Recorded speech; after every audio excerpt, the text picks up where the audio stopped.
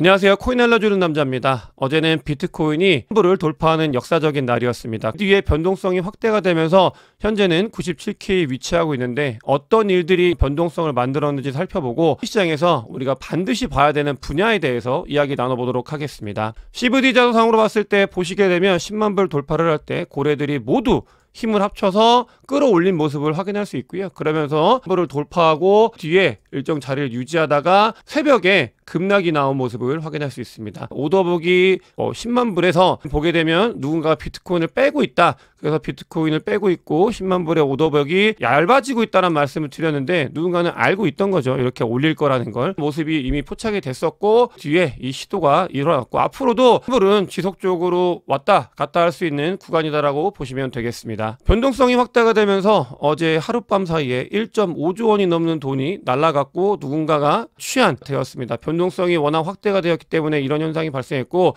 대부분 롱 포지션이 정리가 된 걸 확인할 수 있습니다. 10만 불이 넘었을 때 비트코인에 아주 늦게 롱 포지션을 구축을 하고 있던 레이트 롱이 K 근처에 있었는데 이 부분을 모두 다 털고 다시 반등한 모습을 확인할 수 있습니다. 정확하게 이 부분에 있는 물량을 먹기 위해서 세력들이 찍고 하락을 유발을 시켰다라고 보면 되겠고요. 지도를 켜놓고 이 부분을 걷는 것처럼 정확하게 이 지점을 공략을 했던 모습을 확인할 수 있습니다. 우리가 반드시 알아야 되는 사실 한 가지는 앞으로 비트코인 가격이 10만 불 사이에서 횡보를 할 때 이런 변동성은 많이 비일비재하게 일어날 수밖에 없다라는 점입니다. 보시게 되면 비트코인의 Y 그러니까 선물에 얼마나 많은 사람들이 참여하고 있는지를 보는 정도를 보게 되면 과거 사이클과는 할 수 없을 만큼 굉장히 높은 OI가 형성이 되고 있습니다. 이 말은 사람들이 그러니까 특히 리테일들이 비트코인과 코인 시장에 진입을 하고 있다는 말과 같고 대중적으로 선물 시장이 더 많이 열렸고 선물 시장은 중요한 지표가 됐고 이 선물 시장이 커지고 있다는 말은 어떤 말이냐 변동성의 확대가 더 커질 수 있는 그런 시기다라는 말과 같기 때문에 지난 사이클에 없었던 더 큰 변동성이 지금과 같은 변동성이 발생할 수 있다는 점을 우리가 꼭 알아야 되고 이게 만약에 이어진다고 하면 정말 큰 조정이 올 수 있다는 점 또한 우리가 인지를 하면서 매수매도 전략을 잘 세워야 되겠습니다. 어제 비트코인이 10만 불을 돌파하면서 정말 많은 리테일들이 따라붙은 걸 확인할 수 있고요. 그건 이 펀딩 보면 알 수 있는데 이게 지금은 죽었거든요. 왜냐면 10만 불을 돌파하고 뒤에 나오면서 다 돼가지고 이게 많이 줄었는데 이 부분이 엄청나게 많이 상승했던 모습을 확인할 수 있습니다. 한 0.1 정도만 되면은 뒤에 나오기 때문에 매수매도 하실 때 참고하면 좋고요. 어제 과열이었고 그 부분이 일부 해소가 됐다. 이렇게 보면 되겠습니다. 현재 비트코인 같은 경우는 97K 라인이 사이클 쌍봉 고점과 이었을 때 딱 맞닿는 지점이기 때문에 K부터 10만 불 사이에는 지속적으로 흔들림이 발생할 수 있다는 걸 우리가 인지를 해야 되겠고 어제 10만 불이 돌파했을 때 도널드 트럼프가 당선인이 아주 비트코인이 올라간 걸 축하한다 라고 이야기를 했습니다.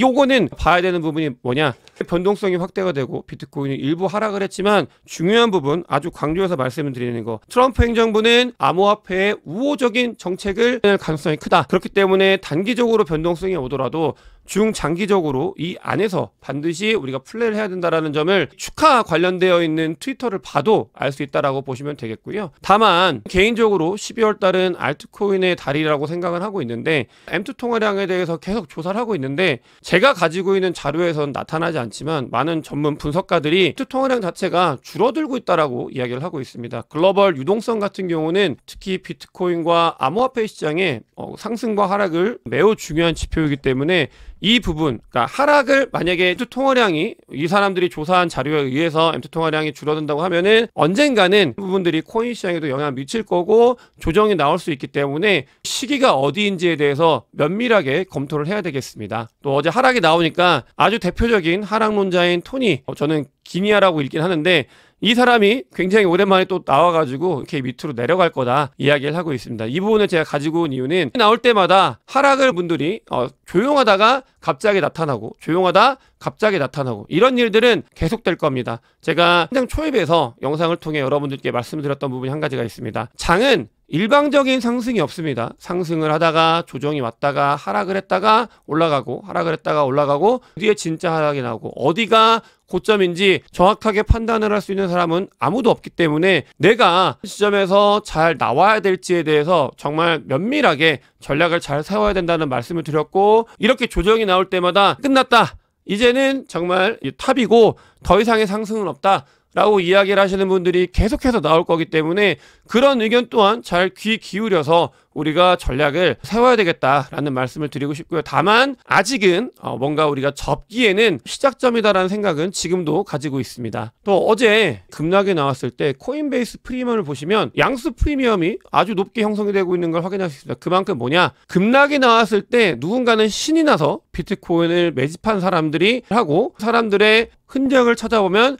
코인베이스에 있고 이 코인베이스는 미국인들이 주로 거래를 하는 곳이고 미국인들은 비트코인이 급락이 나왔을 때 바이 더 딥을 행했다라는 걸 데이터를 통해서 확인을 할 수 있고요. 또 이용하는 비트코인 현물 ETF, 특히 블랙록의 ETF 같은 경우는 순유입이 7,756개의 비트코인이 들어왔습니다. 정말 많은 비트코인이 들어왔고 그만큼 비트코인에 대해서 매수를 하고 있는 세력, 미국에 분명히 있다라는 거 데이터를 통해서 확인을 할 수 있습니다. 이 세력은 비트코인이 떨어지든 오르든 상관없이 모으고 있다라는 점을 확인을 할 수 있습니다. 비트코인도 조정이 나오고 비트코인도 비트코인인데 저는 12월 달이 알트코인에 정말 주목을 해야 된다고 생각을 하고 있고 포트폴리오 중요하고 비트코인을 좋아하지만 알트코인도 포트폴리오에 담아야 된다는 이야기를 강조하고 있는데 그런 움직임들, 알트코인의 시기가 올 수 있는 움직임들, 흔적들이 많이 나타나고 있습니다. 나왔을 때는 한 발 물러서 이게 후퇴하기보다는 더 적극적으로 시장에 참여하는 게 어떨까? 12월 달은 그런 식으로 바라봐야 되는 게 아닌가 이렇게 판단을 하고 있고 저는 실제로 그런 움직임을 가지고 있습니다. 제목에서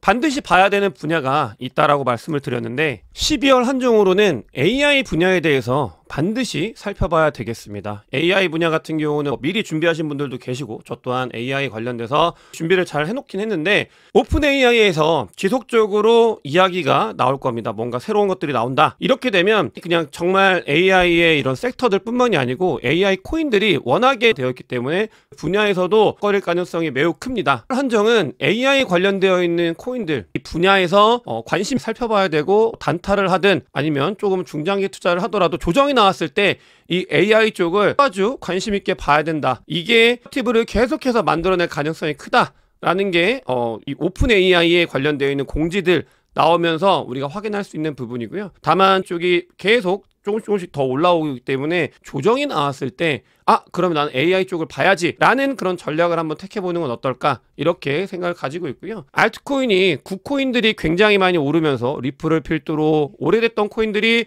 많이 올라가면서 오래됐던 코인들은 대표적인 특징이 시총이 큽니다. 그런 코인들이 시총이 크기 때문에 상승을 했을 때 알트코인들의 전체 시총을 완전히 끌어올려가지고 보게 되면 시즌이 아니라 알트코인 시즌이 되어버렸는데 사실 이런 부분들 같은 경우는 그러니까 데이터가 얘기하는 것보다 알트코인 시즌이 또 알트코인들에게 돈이 뿌려질 수 있는 가능성이 커질 수 있기 때문에 왜냐면 굿코인들만 때문에 우리는 10월 달은 비트코인도 하지만 알트코인의 포트폴리오를 조금은 가져가고 준비해야 되는 시기다라는 것들을 데이터를 통해서 확인을 할 수 있고요. 나스닥 상장사들이 계속해서 같은 전략을 쓰고 있습니다. 마이크로 스트래티지의 전략 앞으로 확산이 될 가능성이 크다라고 말씀을 드렸고 실제로 있는 상장사들이 같은 전략으로 비트코인을 매집을 한다고 합니다. 비트코인뿐만 아니라 미국 같은 경우는 를 매입을 한다고 하는데 그만큼 전략이 본인들한테도 유리하고 좋은 전략이기 때문에 또 12월 달에 바뀌게 되면 굉장히 우호적으로 비트코인을 보유하는 게 메리트가 있기 때문에 미국 기업들은 먹고 하루하루 그냥 계속 발표가 나고 있습니다. 미국 기업들은 모으기 위해서